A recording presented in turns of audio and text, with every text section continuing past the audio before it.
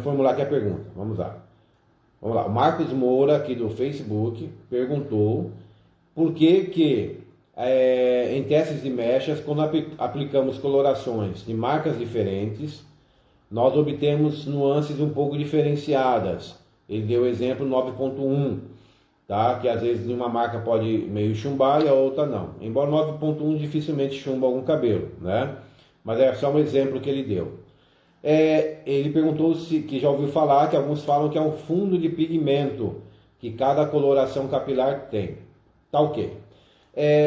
Primeira questão, pessoal, que eu quero dizer a vocês, a matéria que trata esse assunto é chamado colorimetria industrial, tá? Não é colorimetria cosmética, não é colorimetria artesanal, é a colorimetria industrial. O que significa?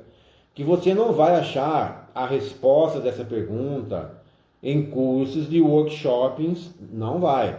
Você não vai encontrar a resposta dessa pergunta com um profissional de beleza que não entende de formulação de engenharia, de formulação de coloração oxidativa. Você não vai ter. O profissional que faz o workshop, o profissional que não tem uma formação na área de engenharia cosmética, ou que não entende de engenharia cosmética, ou que não tem cursos, nem que seja livres de engenharia cosmética, ele não entende isso, tá? Então ele vai te falar que as colorações capilares têm pigmento, tá? E que tem um fundo de pigmento. Eles vão te falar que cada marca tem um fundo de pigmento, que existem marcas de coloração que tem fundo de pigmento azul, que tem marca de coloração que tem fundo de pigmento verde, tem marca de coloração que tem fundo de pigmento violeta, tá certo? E que dependendo da marca você vai ter um resultado diferente de cor. Então, quando você estuda colorimetria industrial, que é o quê? Que é justamente como as colorações capilares são feitas, ok? Como elas são feitas e são pensadas, você vai aprender que, primeiro, coloração capilar, ouça bem o que eu estou te dizendo, tá me ouvindo? Ó? Ouça bem, ó. Vou ficar até mais perto da câmera aqui, ó. Tá me vendo? Ó. Coloração capilar não tem pigmento. Não tem pigmento. Coloração capilar não tem pigmento. Você ouviu? Coloração capilar não tem pigmento. Pigmento, você vai encontrar aonde? Você encontra pigmento em tinta de parede, tá certo? Então a tinta da parede da sua casa, ela tem pigmento, tá ok? A tinta, deixa eu pegar aqui, ó.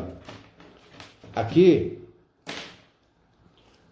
isso que coloriu aqui, ó, a minha canetinha, isso é um pigmento. Isso aqui tem pigmento. Isso aqui, ó, tem pigmento, tá certo? Por que tem pigmento? Pigmento, ele é um elemento químico, tá certo? Uma substância que ela colore o meio que está, mas ela não transfere a cor do meio, tá certo? Ele colore o meio, mas não transfere a cor do meio. Por exemplo, eu tenho isso aqui, não tem? Ele é azul. Se eu esfregar aqui no meu jaleco, ó, se eu esfregar no meu jaleco, o que vai acontecer com o meu jaleco? Ele vai continuar branco. Eu não manchei o meu jaleco porque isso aqui é azul. Não manchei, ó. Por quê? Porque isso aqui é um pigmento. O pigmento, ele colore o meio que ele foi colocado, porém ele não mancha, ele não transfere cor para o outro meio. Então isso é pigmento, tá? Então vai ter no plástico, você vai ter numa coloração de parede, você vai ter numa tintura automotiva. Então tudo aquilo que tem cor e você encosta e não solta a cor, geralmente isso é um pigmento, tá? Então esse pigmento, ele acaba sendo o que? Ele é insolúvel, tá certo? Então ele acaba não transferindo a cor do meio que ele está para o outro meio. Então a tintura capilar, é errado falar tintura? Não, não é errado falar tintura, tá? Ela é uma tintura, tá? A tintura capilar, por quê? Porque tintura capilar é produto em si, aquilo é uma tintura capilar, tá ok?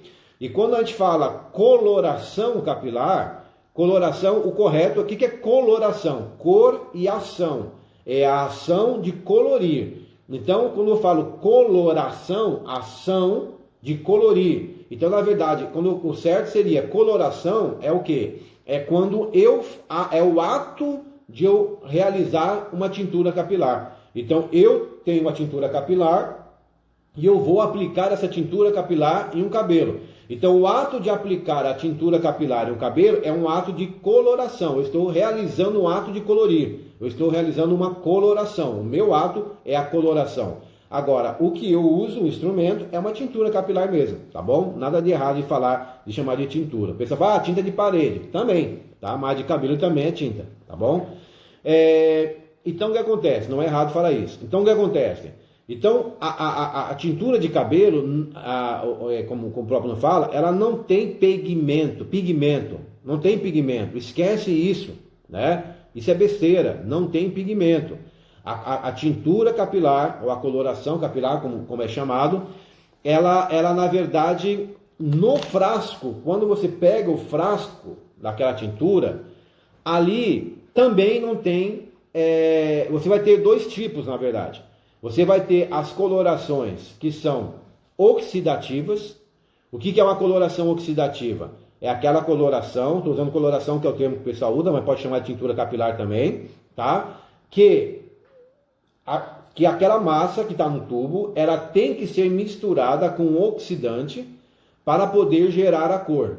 Então, se ela não for oxidada com oxidante, e esse oxidante pode ser o peróxido lá, que você usa, a água oxigenada, como é chamada, ou pode ser até o oxigênio do ar. Se você pegar o creme, espremer aquele creme e deixar na cumbuca, e deixar ele lá um dia, e for pegá-lo no outro dia, ele vai estar preto. Por quê? Ele oxidou com o oxigênio do ar. Então, a coloração oxidativa, ela oxida com oxigênio, quer do ar, quer o peróxido que você coloca na coloração.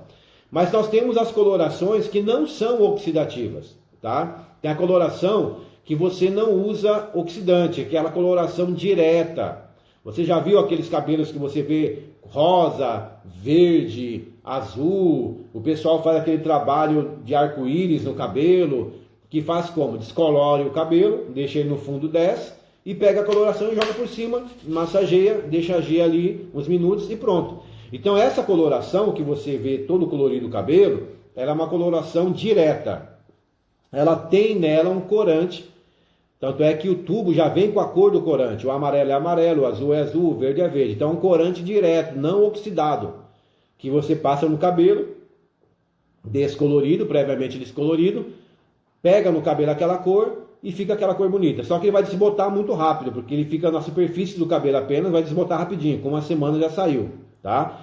Então essa é uma coloração direta, não oxidativa, que você usa nessas cores fantasias aí, bem legais, ok? Maravilha. Aí você tem a coloração, como falei, oxidativa. A oxidativa, como já disse, é a que usa oxigênio, e ela pode ser tanto um tonalizante, ela pode também ser uma demi-permanente, e ela pode ser também uma coloração permanente. Então tem três tipos: tonalizante, demi-permanente e permanente. Cada uma delas vai ter um tipo de base dilatadora, tá? Depois, em outra oportunidade, eu explico para vocês. Essa coloração capilar oxidativa, no tubo da coloração, não tem também corante, tá? Você não tem nem pigmento e nem tem corante. O que você tem ali dentro daquele tubo são duas principais substâncias, entre outras. Você vai ter os intermediários de cor. O que é intermediário de cor?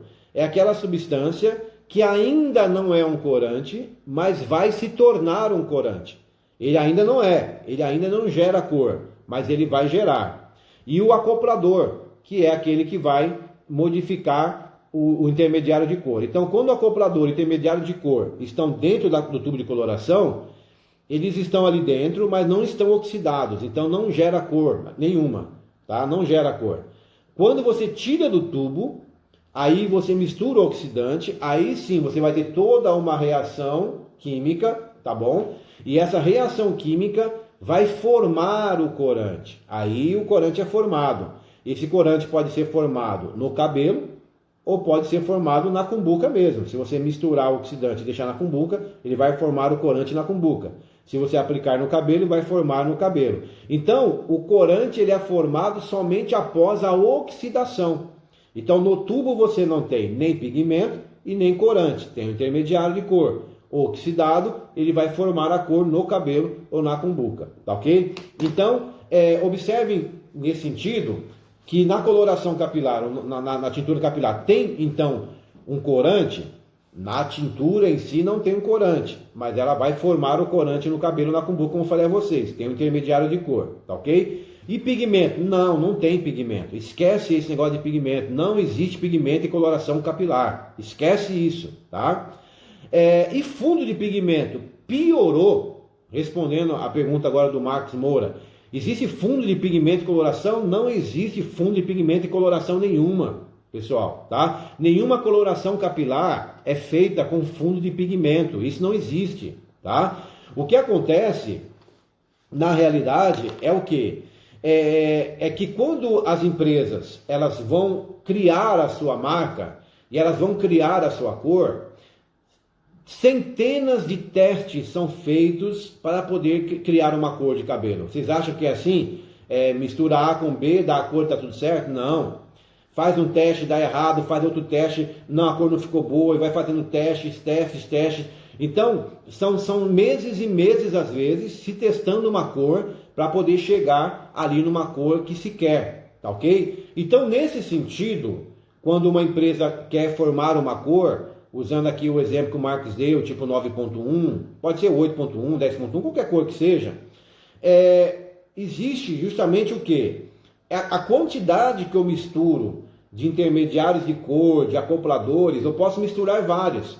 Eu posso misturar 4, eu posso misturar 6, eu posso misturar vários, entendeu? Eu tenho a opção de misturar vários intermediários e acopladores para poder formar uma cor apenas. Eu não tenho que misturar só um e outro, 2. Não, às vezes mistura 3 desse, 2 desse, 2 desse, 4 desse. Então, várias misturas são feitas. E de acordo com as misturas que são feitas, eu vou ter justamente o quê? Uma saturação de cor diferenciada.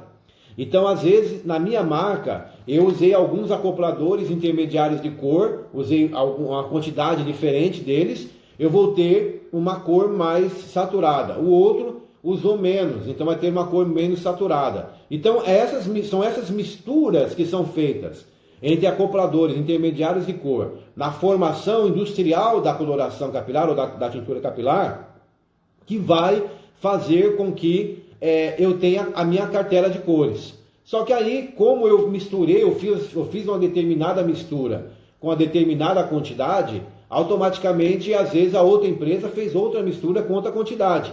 Então, as cores, elas são aproximadas, tá? Às vezes, pessoal, a própria empresa erra no próprio lote dela, tá? A própria empresa que fez a cor 9.1 num lote, às vezes ela vai fazer um outro lote e dá uma pequena diferença no lote, tá? E aí ela tem que fazer toda a correção para poder o lote sair correto. Então, de lote para lote, já dá diferença. Todo lote de coloração são guardados, pelo menos 5 tubos, eles são guardados. Por quê? Justamente para poder fazer os testes comparativos, para que todos os lotes saiam iguais. Então, observe bem, dentro da mesma empresa que fez um lote, se ela bobear, o outro lote já está diferente a cor. Agora, você imagina de empresa para empresa que não se conhece, cada um tem um sistema de trabalho. Então, as cores não vão ser iguais das empresas, tem diferença, por quê? Porque a formulação estequiométrica de cada empresa, na formulação da tintura capilar, é diferente mesmo, tá? Uma usou 2, usou 3, outra usou 4 e 4, outra usou 2 e 4, outra usou 4 e 3, e isso tudo vai dar uma diferença na saturação de cor, na transparência dessa cor, na intensidade dessa cor, da luminosidade dessa cor, tá ok? Então vai dar diferença. E também nos tratamentos. Tem uma coloração capilar que você aplica no cabelo, que ela deixa o cabelo mais áspero. Aí você vai usar uma tintura capilar de outra marca, o cabelo fica sedoso, fica com brilho. Por quê? O tratamento que foi colocado naquela tintura capilar, entende? Então, ou seja, então o tratamento pode ser diferenciado, como também as misturas dos acopladores intermediários que formam a cor, também elas podem ser diferentes. Então a diferença que você encontra nas colorações capilares de cor não é porque tem fundo de pigmento. Isso não existe, nenhuma coloração tem fundo de pigmento. Isso acontece porque as misturas que foram feitas, elas foram misturas diferenciadas mesmo, e consequentemente ela vai dar um resultado um pouco diferente de uma marca para outra. Então é legal sim você saber qual é a diferença que você encontra em cada marca e adequar aquela marca ao seu trabalho. Sim, isso é importante, tá? Essa é a parte da colorimetria cosmética. Essa é a parte da colorimetria artesanal. É quando o profissional de beleza ele vai agora usar a sua habilidade criativa, a sua habilidade de gerar resultados e soluções para o seu problema. Então sim, ele vai pegar aquelas colorações, ele vai testá-las e vai ver qual coloração que se adequa mais ao resultado que ele prefere. Beleza, sem nenhum problema com isso, tá? Então, há diferença? Há diferença. A mesma numeração de uma marca para outra tem diferença? Tem diferença. Mas é porque tem fundo de pigmento? Não, não é porque tem fundo de pigmento, tá? É porque a formulação é diferente, tá? É igual shampoo. Shampoo é shampoo, mas cada shampoo tem às vezes diferença, tem um pouco de diferença na formulação, tá certo? Então, um pó descolorante é a mesma coisa. Pó descolorante é pó descolorante, mas cada empresa tem uma formulação. Um coloca mais persulfato de potássio, outro coloca mais de amônio, e outro usa o amônio só de potássio, outro só usa só de potássio, outro só usa amônio e potássio, outro só usa potássio, e assim vai, cada um faz o que quer, entende? Então tem diferença de pó descolorante, tem diferença de coloração capilar ou tintura capilar, tudo tem diferença, tá? Agora, então você saber que há diferença, isso é válido, ok? E é real. Tenho que testar para saber qual que supre a minha necessidade? Tenho que testar, isso é real, faça isso. Isso se dá porque tem fundo de pigmento? Não, não tem pigmento e muito menos fundo, tá ok? É sem fundo, tá? Não tem cheque sem fundo? Então, a coloração é sem fundo também, tá bom? Ela não tem fundo, porque quando você fala fundo de pigmento, é como se eu estivesse fazendo uma coloração capilar, uma tintura capilar, e eu fosse escolher, não, eu vou colocar mais azul nessa aqui, ah não, eu vou pôr mais verde nessa, ah não, essa aqui eu vou pôr mais violeta. E ninguém faz isso, tá? Isso não existe. Os acopladores que eu tenho, os intermediários de cor, como eu falei, você nem mistura um em um, você mistura 2, 3, 4, 5, 6, 10, tá? Você mistura vários para poder gerar uma cor. E quando você gera aquela cor, você dá um nome a ela. Você anota a receita e começa a reproduzir. Por isso que você tem a coloração 9.1, 10.1, 10.11, coloração 4.3, 4.34 e assim com 3, 4, 5, coloração 7.3, 4, 1, 2 e aí vai, tá? É o que? A empresa dando nome ao filho, tá certo? Então é assim, então primeiro você faz a cor e depois que você faz a cor você dá nome a ela, tá? Você não dá nome à cor e faz, você faz a cor e dá nome a ela. Aí, você fez a cor, deu um nome à cor, aí você já sabe a receita. Agora, a partir daí, você já sabe, não quero fazer aquela cor lá. Qual? A 9.1. Ah, tá, a receita é essa aqui, ó. Aí você pega a receita, ó, tem que fazer isso e isso para chegar. Mas no começo, você não fez a receita para chegar primeiro. Primeiro você fez a cor, aproximou e foi definindo o nome, tá? Logicamente isso, quem fez foram os pioneiros da colorimetria industrial. Aí depois, as pessoas que vão vindo depois, já vai pegando o bonde, já vai pegando as receitas prontas, e aí é só acabar reproduzindo e modificando aquilo que ele achar interessante, entendeu? Então, pessoal, eu quero frisar bem isso. Então, se vocês ficarem ouvindo por aí, fundo de pigmento, esquece essas coisas, tá? Não dá atenção a isso não, que isso aí é besteira, tá bom? Não dá atenção a isso não. Como eu te falei, só sabe disso quem conhece colorimetria industrial. Quem conhece só a colorimetria artesanal, ó, mistura a cor com tal, que vai dar tal, e vai gerar tal cor, e essa cor gera tal cor, e a cor tal, o verde, desmantela o verde é junto com o azul, que tem o amarelo, sei lá o que, blá blá blá. Isso é artesanal, tá? É colorimetria artesanal. Você pode falar uma coisa, o outro vai falar outra coisa. Você fala A, o ciclano fala B, o beltrano fala C, o ciclano fala E, e cada um fala uma coisa e fica tudo certo. Então, por isso que vocês vão ouvir sobre colorimetria, vocês vão ouvir, cada pessoa fala uma coisa, não é assim? Muitas vezes, você vai no workshop de uma pessoa, fala uma coisa, você vai no do outro, fala outra coisa, você vai no do outro, fala outra coisa, você vai no outro, fala outra coisa. Então, cada um fala uma coisa, tá? É errado cada um falar uma coisa? Não, não é errado cada um falar uma coisa. Por quê? Lembra que eu falei? Cada um fala da sua experiência. Cada um fala daquilo que deu certo para ele. Lembra que eu dei um exemplo do cabelo branco, que alguém tentou cobrir os cabelos brancos, não conseguiu, aí foi misturando as cores, até que deu certo, cobriu, e ele criou uma regrinha, e a partir daí ele vende essa regra? Então, é aquilo que deu certo para ele, tá? Então, muitas vezes, pessoas falam coisas diferentes e dá certo o que cada pessoa fala diferente. Por quê? Porque é a experiência de cada um. Ele testou, ele fez e deu certo. Possa ser que não dê certo para você. Às vezes deu certo para ele, possa ser que não dê certo para você e possa ser que dê certo para outra pessoa. Tá entendendo? Por quê? Porque isso é artesanal. A pessoa ela vai procurando soluções no dia a dia. Quando ela acha a solução, ela cria uma receita e ela reproduz aquela receita. Para ela vai dar certo aquilo ali, não é? Ela vai saber qual cor que usa para chegar em qual cor, quanto de mix ou de corretor de cor ela coloca na coloração para chegar em tal tom. Ela aprendeu uma receita, tá certo? E ela usa aquela receita, para ela dar certo, maravilha. Porém, muitas vezes dá certo para ela, mas pode não dar certo para você. Por quê? Porque você pode ter uma outra realidade. Você pode trabalhar com outro tipo de coloração, você pode ter um outro tipo de cliente, o cabelo do seu cliente, da sua região, pode ser um cabelo diferente, tá certo? E tem cabelos que respondem diferentemente. Alguém aqui falou, acho que foi a Borgado, ela comentou, que acho que é de Manaus, né, se eu não me engano, que o pessoal daí o cabelo é difícil de descolorir, né? Então você tenta descolorir o cabelo, ou foi a Sara Lee que falou, que tenta descolorir o cabelo e o cabelo ele não descolore bem, então para chegar a um platinado é muito difícil.